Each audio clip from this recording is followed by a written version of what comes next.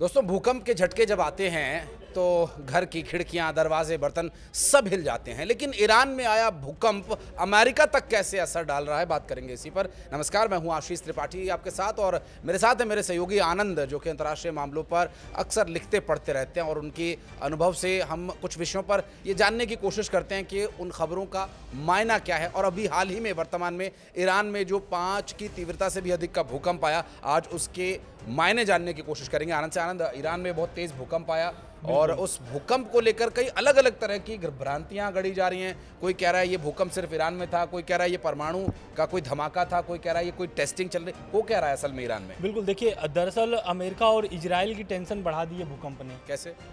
भूकंप ईरान में आया हुआ है। करीब परमाणु जो उनका प्लांट है ईरान में, नतांज से 26 किलोमीटर के दूर पर यह भूकंप आया हुआ था और इसकी तीव्रता थी 5.0। ये पहला जो झटका था भूकंप का, इस झटके से पूरी दुनिया में हड़कंप मच गई कि क्या ईरान परमाणु परीक्षण कर लिया। दूसरा भूकंप आता है कुछ ही घंटों बाद, वहीं पर आता है 4.5 तीव्रता से आता है। तो ये दोनों झटकों से अमेरिका और इजराइल में हड़कंप मच जाती है। दरअसल पहले से ही मिडिल ईस्ट में खूनी हमले हो रहे हैं, जवाबी हमले दिए जा रहे हैं, लगातार युद्ध हो रहे हैं। बीते मंगलवार से ही इजराइल फिर से सीज फायर का उल्लंघन करते हुए, सीज फायर को न मानते हुए फिर से हमला शुरू कर दिया है। हमास पर लगातार हमले हो रहे हैं। अभी तक भर में लगभग 550 लोगों की मौत भी हो गई है, ऐसा दावा किया जा रहा है। लेकिन अब इन सभी बीच में आता है ईरान में भूकंप। इस भूकंप ने अमेरिका की टेंशन बढ़ा दी। पहले से ही अमेरिका ने कई सारे प्रतिबंध लगा चुके हैं ईरान पर कि ईरान परमाणु परीक्षण न करे, ईरान परमाणु बम न बनाए, ईरान तेल कहीं न बेचे। अमेरिका जब से ट्रंप नए सत्ता में आए हुए हैं तब से ही लगातार ईरान पर नकेल कस रहे हैं। लेकिन ये जो भूकंप है ये लगभग सबको डरा करके रख दिया है। दरअसल क्यों डराया है? डर इसलिए लग गया है दुनिया को क्योंकि जो आतंकी संगठन है कथित रूप से ईरान सपोर्ट करता है, चाहे वो हिजबुल्लाह हो, चाहे वो हमास हो, चाहे फिर वो हूती विद्रोही हो, तो इन तीनों को कहीं ना कहीं अगर परमाणु परीक्षण ईरान करता है तो कहीं ना कहीं इन तीनों को बहुत ताकत मिलेगी। क्योंकि एक चीज जो आपने कही परमाणु परीक्षण वाली, इस परमाणु परीक्षण से एंगल जोड़ने के पीछे जो दर्शक हमारे ये समझ नहीं पाए कि वहाँ भला परमाणु परीक्षण की कोई ऐसी सुगबुगाहट या चर्चा तो थी नहीं। मैं आपको बता दूं कि अच्छा खासा यूरेनियम भंडार उनके पास है और ये अंतर्राष्ट्रीय स्तर पर ईरान बार बार से बता रहा था कि हमारे पास यूरेनियम का भंडार है और उनके पास परमाणु वहन करने वाले सक्षम हथियार भी मौजूद हैं पहले से। और इस वजह से ये अमेरिका की टेंशन इसलिए बढ़ा रहा है क्योंकि जिन 3 तथाकथित जो आतंकवादी संगठन है उनका, जिनका आनंद ने नाम लिया, ये तीनों ही अमेरिका के लिए टेंशन बने हुए। एक तरफ इजराइल जो इनसे अलग अलग मोर्चों पे युद्ध लड़ रहा है, उसके बैकएंड में कहीं ना कहीं अमेरिका रहता है। इस वजह से अमेरिका के लिए टेंशन बढ़ती नजर आ रही है। और अभी जो वर्तमान स्थिति, अगर आनंद हम समझने की कोशिश करें कि जो ये भूकंप आया, इस भूकंप के झटके को असल मायनों में जो प्राकृतिक रूप से आया भूकंप क्यों नहीं माना जा रहा है, उसके पीछे एक बड़ी वजह ये भी है कि ईरान के पास यूरेनियम के भंडार है और प्लस ये जो भूकंप आया है वो परमाणु प्लांट से 26 किलोमीटर की दूर पे आया है। तो कहीं ना कहीं ये शक हो रहा है। लेकिन अभी तक जो ईरान के इस पे प्रतिक्रिया आई है, ईरान ने बोला है कि परमाणु प्लांट को कोई भी नुकसान नहीं हुआ इस भूकंप से और परमाणु प्लांट बिल्कुल सुरक्षित है। और इजराइल लगातार काफ़ी अरसे से वो ईरान के इस परमाणु जो प्लान है बम बनाने के लिए, इस पर बहुत लगातार वो विरोध करता आया है और साथ में अमेरिका भी उसका सहयोग करता आया है इजराइल का। लेकिन इस भूकंप ने जो हड़कंप मचा करके रखा है और इस पर अंतर्राष्ट्रीय परमाणु ऊर्जा जो एजेंसी है, इसका भी प्रतिक्रिया पहले आ चुकी है। लगभग पिछले हफ्ते जो इनकी प्रतिक्रिया आई थी कि काफ़ी मात्रा में ईरान के पास यूरेनियम जमा हो गए हैं और ईरान 1-2 नहीं, करीब 6 परमाणु बम बनाने की तैयारी में है। तो ईरान के पास 1-2 नहीं, करीब 6 परमाणु बम तैयार करने की क्षमता हो गई है। मैं आपको बीच में रोक रहा हूँ, एक चीज मैं आपसे समझना चाहूंगा कि सारे देश तो परमाणु बम बना रहे हैं, अगर ईरान ने भी बना लिया तो फिर क्या समस्या है? दरअसल ईरान बिल्कुल आपका कहना सही है, लेकिन अमेरिका विरोध में रहता है। जब भारत ने भी ऐसा करा था तो भारत पर भी बहुत सारे प्रतिबंध लगाए थे। फिर भारत के परमाणु बम बनाने के बाद लगभग 1 हफ्ते बाद ही पाकिस्तान भी बना लेता है परमाणु बम। फिर जो प्रतिबंध भारत पर लगाया था अमेरिका, वही प्रतिबंध पाकिस्तान पर भी लगता है। तो जब पाकिस्तान पर प्रतिबंध लगता है तो भारत पर भी प्रतिबंध हटते हैं। लेकिन भारत पाकिस्तान का बात नहीं है, बात यहाँ पर ईरान का है। ईरान जिन जिन लोगों को सहयोग करता है ना, तो उससे उनको डर लग रहा है, और खास करके इजराइल को। अगर परमाणु बम ईरान के पास आता है तो कहीं ना कहीं इजराइल को भारी नुकसान सहना पड़ेगा। ऑलरेडी वो नुकसान सह रहा है, ऑलरेडी उनके लोग मारे जा रहे हैं, लगभग 1.5 साल से वहाँ पर युद्ध हो रहा है और फिर से युद्ध शुरू हो गया है, फिर से गाजा में वही गोला बारूद दागे जा रहे हैं। हाँ, और इसको और आसान शब्दों में अगर आनंद अपने दर्शकों को बताने की कोशिश करें तो ईरान के जो तथाकथित जो कथित आतंकवादी संगठन है, जैसे कि हमास का इन्होंने नाम लिया, हूती विद्रोहियों का इन्होंने नाम लिया, और इन संगठनों को ईरान की तरफ से बार बार सपोर्ट मिलने की बात कही जाती है। खुले तौर पर भी ईरान ने कई बार कई मंचों से इस बारे में जिक्र किया है कि वो इन संगठनों के साथ हैं, क्योंकि ये संगठन कोई आतंक नहीं फैला रहे, ये अपनी रक्षा के लिए ये इस तरह के कदम उठा रहे हैं। तो ईरान ने अगर इस तरह के परमाणु हथियार बना लिए, डेवलप कर लिए, तो ये सीधे तौर पर किसी न किसी रूप में हूती विद्रोहियों या फिर हमास के हाथ अगर लगते हैं तो इजराइल के लिए एक बड़ी समस्या खड़ी हो सकती है। इस वजह से इजराइल इसका विरोध कर रहा है और इजराइल के सपोर्ट में अमेरिका के लिए विरोध कर देना ये स्वाभाविक सी बात होगी। लेकिन आपने जिक्र किया अंतर्राष्ट्रीय परमाणु एजेंसी, जो पूरी दुनिया में परमाणु जितने भी समझौते हुए हैं, चाहे वो परमाणु के जो टेस्ट हुए हैं, उन सभी प्रोजेक्ट्स पर नजर रखने वाली संस्था है। इस संस्था की अभी इस वक्त क्या भूमिका है? जो ये भूकंप की खबरें हैं, इसको किसी तरह से मुकम्मल किया गया? क्या वाकई कोई परमाणु युद्ध वहाँ पे, माफ कीजिएगा, टेस्टिंग हुई है? बिल्कुल, देखिए अंतर्राष्ट्रीय परमाणु ऊर्जा एजेंसी जो है IAEA, उसने पिछले हफ्ते एक अपना बयान जारी किया था जिसमें उन्होंने ये बताया था कि 6 परमाणु बम ईरान बना सकता है। दूसरा उनका जो इन्फॉर्मेशन था कि इजराइल और अमेरिका की बैठक होने वाली है पिछले हफ्ते, अगले हफ्ते। तो इस बैठक में इसी पर चर्चा करना था कि ईरान परमाणु बम न बना सके। अब ये उच्च स्तरीय की जो बैठक है, ये हमको लगता है कि आने वाले समय में और जल्दी किया जाएगा। हो सकता था कि अगले हफ्ते जो होने वाले हैं वो बीते 1-2 दिन में ही इजराइल और अमेरिका कर ले, लेकिन इजराइल अपने अंदरूनी मामले में भी अभी परेशान है। दरअसल अभी सुरक्षा सेवा जो प्रमुख हैं इजराइल के जो प्रधानमंत्री हैं बेंजामिन नेतन्याहू, उन्होंने उनको निष्कासित कर दिया है। तो कहीं ना कहीं इजराइल अपनों से भी और अपने दुश्मनों से भी परेशान है। अब ईरान की जो भूकंप ने अलग से जो अलग एक जो परेशानी बढ़ाई है इजराइल की, उससे अब इजराइल की टेंशन बढ़ गई है। क्योंकि अगर परमाणु बम उनको मिल जाता है तो इजराइल को सफा करने में 1 भी मिनट नहीं लगेगा ईरान को। और ईरान ने भी इस 1.5 साल के युद्ध में ईरान ने भी हमला किया है इजराइल पर, और इजराइल ने भी उसकी जवाबी कार्रवाई की है।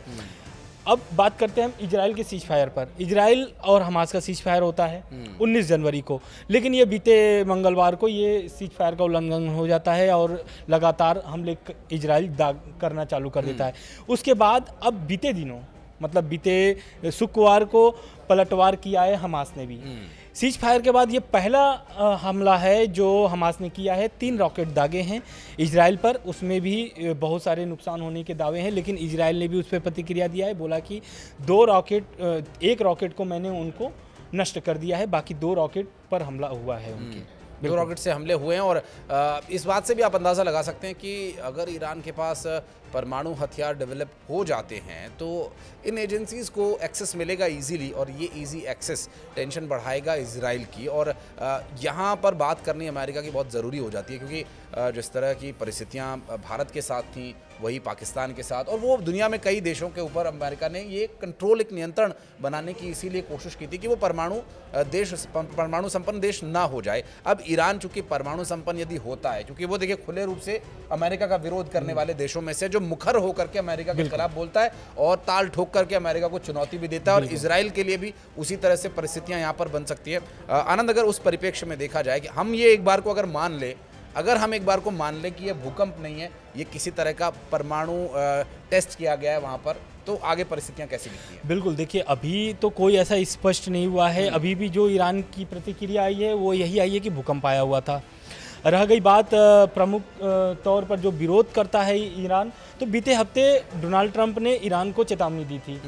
दरअसल ईरान को लेकर के एक डील हो रही है अमेरिका से, और उस डील को मनवाने के लिए एक तरीके से बोल लीजिए अमेरिका ने बहुत सारे चाल चल चुके हैं, है ना। चाहे वो रसिया के थ्रू हो, चाहे फिर वो ईरान से संपर्क में जो दोस्ती यारी चलती, जो अच्छी मित्रता है ईरान की, उससे संपर्क लगातार अमेरिका साध रहा है कि जो डील होने वाली है वो डील हो जाए ईरान से। अब डील क्या है? डील ये है कि ईरान तेल ना बेचे, दूसरा डील ये है कि ईरान परमाणु बम न बनाए। और दोनों ही, अब अगर वो ईरान तेल नहीं बेचता है तो फिर उसके लिए और क्या है। दूसरी बात, वो परमाणु बम इसलिए बनाना चाहता है क्योंकि वो अपनी सुरक्षा के लिए। इस डील को लेकर के उन्होंने धमकी दी थी कि अगर डील नहीं होता तो ये बहुत बुरा होने वाला है। इस पर प्रतिक्रिया आता है, ईरान के सुप्रीम लीडर हैं अयातुल्ला अली खमनेई, उनका बयान आता है और उन्होंने खुली चेतावनी दी है। उन्होंने कहा है कि मैं इनके बयान को ये करता हूँ, विरोध करता हूँ और ईरान की मैं कोई भी, अमेरिका का कोई भी मैं बात मानने के लिए तैयार नहीं हूँ। क्यों? क्योंकि वो ईरान के विरोध में है। कोई भी देश है, अगर उसकी व्यापार उससे चलती है, उसकी अर्थव्यवस्था उससे मजबूत हो रही है, तो वो जाहिर सी बात है मुखर होकर के विरोध करेगा ही, स्वाभाविक रूप से। ठीक, तो ये बात होगी ईरान और अमेरिका की। अब इसमें भूमिका आती है रूस की। रूस ने बीते हफ्ते व्लादिमीर पुतिन, उन्होंने ईरान को लेकर के प्रस्ताव रखा था अमेरिका से कि ईरान की जो प्रतिबंध लगे हुए हैं उस पर चर्चा करने के लिए पुतिन ने अमेरिका को लेकर के, एक ऐसी खबरें आ रही थी कि वो बात करने वाले हैं कि वो चाह रहे थे कि जो रूस यूक्रेन का जो युद्ध है, सीज फायर को लेकर बातचीत हो रही है, तो उसमें कहीं ना कहीं ईरान को भी कुछ प्रॉफिट हो जाए और ईरान भी जो प्रतिबंध लगे कुछ प्रतिबंध हट जाए। ऑलरेडी अमेरिका बहुत सारी प्रतिबंध ईरान पर लगा चुके हैं और आने वाले समय में, अब इस भूकंप के बाद अगर परमाणु परीक्षण जो आप बोल रहे हैं अगर वो उसने कर लिया है तो ईरान पे बहुत सारे प्रतिबंध लगने वाले हैं और ईरान की और परेशानियां बढ़ सकती है। लेकिन अगर ईरान परमाणु परीक्षण कर लेता है तो पूरी दुनिया की परेशानी बढ़ सकती है, क्योंकि अगर ईरान के पास परमाणु बम आता है तो कहीं ना कहीं इजराइल के साथ साथ पूरी दुनिया की संकटें बढ़ सकती हैं। बिल्कुल, और ये परिस्थितियां ऐसी होंगी, मुझे लगता है कि अगर इस परिस्थिति से निपटना है या इसमें अगर मान लीजिए सच्चाई है भी, तो फिर अमेरिका, वो जो सद्दाम हुसैन के समय में हमने देखा था, कुछ वैसी सी परिस्थितियां फिर बन सकती हैं। हो सकता है अमेरिका फिर अपने सैनिक ईरान के मैदान में उतारे। देखिए, इराक के मैदान में दरअसल पहले तो ये जानना होगा कि जो इराक वाला हमला हुआ था अमेरिका का, वो सद्दाम हुसैन को लेकर के हुआ था, लेकिन ये हमले की जो तैयारी हुई थी वो कतर से हुई थी, क्योंकि कतर और इराक का जो बॉर्डर है वो लगा हुआ है और कतर पर बहुत सारे, एक तरीके से कतर मान लीजिए अमेरिका का पूरे उसके, जैसे जापान को पूरा देता है सहयोग अमेरिका, उसी तरीके से कतर को भी करता है। अब जो भी बैठकें होती हैं कतर में होती है, ईरान से संबंधित जो भी बैठक होती है, तो आने वाले समय में अगर ईरान को लेकर के कुछ भी होगा तो वो कतर एक ऐसा मैदान तैयार करेगा अमेरिका जहां से उसको नियंत्रण करा जाए। और अमेरिका ऐसा है कि वो बाकी देशों को नियंत्रण करने के लिए, अपने दुश्मनों के एक तरीके से मैं बोल लूँ, नियंत्रण करने के लिए वो उससे संबंधित जो दो दुश्मन होते हैं उनको साधता है और वहाँ पर अपना केंद्र बनाता है। अब जैसे पूरे मिडिल ईस्ट को, मुस्लिम कहें तो मुस्लिम देशों को अगर कंट्रोल करने के लिए इजराइल को खड़ा किया हुआ है, और इधर में आप देख लीजिए तो इधर क्या बोलते हैं, कहीं ना कहीं पाकिस्तान को भी पीछे रूप से सपोर्ट करता है। लेकिन अब आने वाले ऐसी खबरें आ रही थी कि पाकिस्तान पर भी एक ऐसा होने वाला है कि अब पाकिस्तान की एंट्री नहीं हो पाएगी भारत में, ऐसा वीजा उजा को लेकर के कुछ खबरें आ रही थी। लेकिन अभी हम ईरान और अमेरिका और इजराइल पे ही बात करते हैं, तो अब मिडिल ईस्ट की जो रूपरेखा होने वाली है वो अलग होने वाली है। इस अगर परमाणु परीक्षण स्पष्ट हो जाता है कि परमाणु परीक्षण ही ईरान ने किया था, तो कहीं ना कहीं मिडिल ईस्ट के लिए और टेंशन बढ़ेगी। ऑलरेडी अब गाजा में जो वापस आए थे लोग, फिलिस्तीनी जो वापस आए थे, अब वो धीरे धीरे कहीं ना कहीं ये सोच रहे हैं कि अब निकला जाए, क्योंकि लगातार मौतें हो रही हैं। 550 लोगों की मौत हो गई है मंगलवार से लेकर के शनिवार तक भर में। तो बीते 4-5 दिनों में इतनी मौतें हो गई हैं। अभी आंकड़े और भी बढ़ सकते हैं आने वाले में। लगातार इजराइल का हमला जारी है और इजराइल ने अब गाजा में भी एंट्री कर दिए हैं, उनके टैंक भी घुस चुके हैं गाजा में और अब जमीनी हमले भी शुरू कर दिए हैं। तो कहीं ना कहीं ये मिडिल ईस्ट के लिए टेंशन बढ़ाने वाली बात है। बीते कुछ दिनों के लिए, बीते 2 महीनों के लिए शांति बनी हुई थी गाजा में, लेकिन अब जो भूकंप और ये हमले हैं, कहीं ना कहीं अमेरिका का एक बहुत बड़ा फेलियर भी दिखाई देता है। अगर हम उसे सीधे प्रत्यक्ष रूप से देखें तो एक तरफ अमेरिका रूस और यूक्रेन के युद्ध को शांत करने की बात करता है, दावा करता है, वो कहता है कि व्लादिमीर और जेलेंस्की से, दोनों से उनकी बातचीत है, पुतिन और जेलेंस्की से, दोनों से वो पूरी तरह से नियंत्रण में स्थिति है। फिर वहाँ पर हम देखते हैं कि सीज फायर का वायलेशन हो जाता है। दूसरी तरफ आपने जिसका जिक्र किया कि इजराइल को उन्होंने रोका हुआ है, हमास पर या फिर गाजा पट्टी में किसी तरह का कोई हमला नहीं वो होने देंगे, इस तरह का नियंत्रण ट्रंप ने दिखाने की कोशिश की, तो वहाँ भी वही परिस्थितियाँ बनती नजर आ रही हैं। इन 2 मोर्चों पर अमेरिका के कथित तौर पर फेलियर के बाद अब अगर ये जो भूकंप के पीछे की कहानी है, अगर हम मान भी ले कुछ सेकंड्स के लिए कि परमाणु परीक्षण हो चुका है, तो ये तीसरी बड़ी कह सकते हैं कि एक तरह से फेलियर होगा अमेरिका का? बिल्कुल फेलियर होगा। और अमेरिका चाह रहा था कि युद्ध खत्म हो जाए, अमेरिका और खास करके ट्रम्प सत्ता में आने के पहले ही वो बोल रहे थे कि जहां जहां भी युद्ध हो रहा है उसको खत्म किया जाएगा। उन्होंने 100 दिन का टारगेट भी रखा है। अब इन 100 दिनों में 20 जनवरी को उन्होंने शपथ लिया था, उस दिन से 100 दिन को जोड़ा जा रहा है और ट्रम्प लगातार युद्ध रोकने के लिए प्रयासरत है और लगातार अभी उनके आने के पहले ही युद्ध विराम हो गया था, लेकिन फिर से युद्ध शुरू हो गए हैं और इधर पुतिन भी उनके प्रस्तावों को ठुकरा दिया है।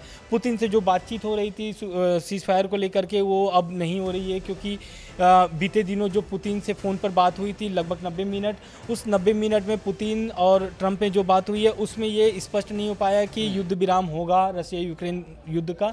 लेकिन अब ऐसे भी खबरें आ रही हैं कि रूस यूक्रेन और अमेरिका की फिर से सऊदी अरब में बैठक होने वाली है, लेकिन कहीं ना कहीं अब ट्रम्प फेल होते हुए नज़र आ रहे हैं, इसलिए क्योंकि वो जो युद्ध रोकने का प्लान लेकर के आए थे वो कहीं ना कहीं वो प्लान फेल होता हुआ नज़र आ रहा है।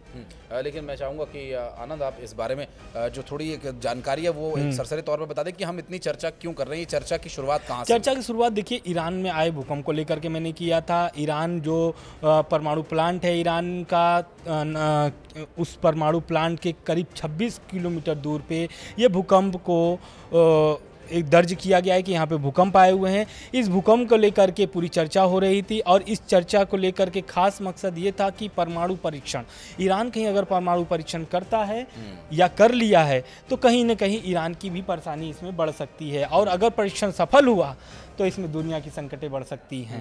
निश्चित रूप से। और ईरान का ये परमाणु परीक्षण क्या वाकई सफल रहा या परमाणु परीक्षण है भी या नहीं, ये बहरहाल मुझे लगता है कि आने वाले कुछ समय में स्पष्ट हो ही जाएगा। लेकिन विश्व स्तर पर युद्ध शांति के लिए भारत की भूमिका कोई भी नकार नहीं सकता, चाहे वो इजराइल का गजा पट्टी पर होने वाला हमला हो या फिर रशिया का यूक्रेन के साथ चल रहा द्वंद्व हो। दोनों ही जगह पर भारत की अपनी अपनी भूमिका है और बार बार भारत की ओर उंगली उठाने वाले लोगों को प्रधानमंत्री नरेंद्र मोदी ने मुंहतोड़ जवाब दिया था। ये कहने वाले लोगों को जो ये कहते थे कि भारत न्यूट्रल रहता है, प्रधानमंत्री ने डोनाल्ड ट्रंप के सामने स्पष्ट रूप से ये कह दिया था कि भारत एक पक्षधर है, भारत पक्ष रखता है शांति का और शांति बनाए रखने की करता है अपील। इसके लिए भारत को चाहे जो भूमिका निभानी पड़े वो निभाने के लिए तैयार है। प्रधानमंत्री नरेंद्र मोदी के शब्द अंतर्राष्ट्रीय स्तर पर आज भी गूंज रहे हैं। कुछ एक जो शांति अभी आप देख रहे हैं उसमें इनकी बहुत बड़ी भूमिका है। इस तरह के विषय पर हम और आगे बातचीत करेंगे। आनंद, बहुत बहुत शुक्रिया आप हमारे साथ जुड़े, इस विषय पर आपने विस्तारपूर्वक जानकारी हमारे दर्शकों को दी। और इस बारे में अगर आप कुछ कहना चाहते हैं, वीडियो में कुछ आप चेंजेस चाहते हैं या किसी और टॉपिक पर आप अगर बात करना चाहते हैं तो कमेंट सेक्शन में आपके लिए दरवाजे खुले हुए, आइए और अपनी उपस्थिति दर्ज कराइए। एक और वीडियो के लिए हमें आमंत्रित कीजिए। धन्यवाद।